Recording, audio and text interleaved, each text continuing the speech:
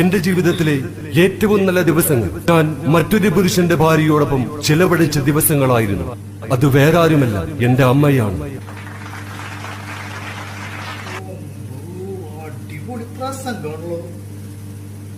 ഇത് ഞാൻ പൂരിക്കും.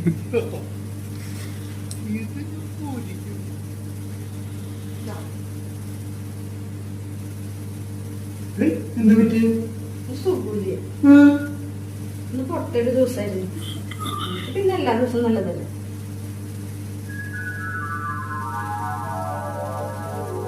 എന്റെ ജീവിതത്തിലെ ഏറ്റവും നല്ല ദിവസങ്ങൾ മറ്റൊരാളുടെ ഭാര്യയുമായി ചെലവഴിച്ച ദിവസങ്ങളായിരുന്നു.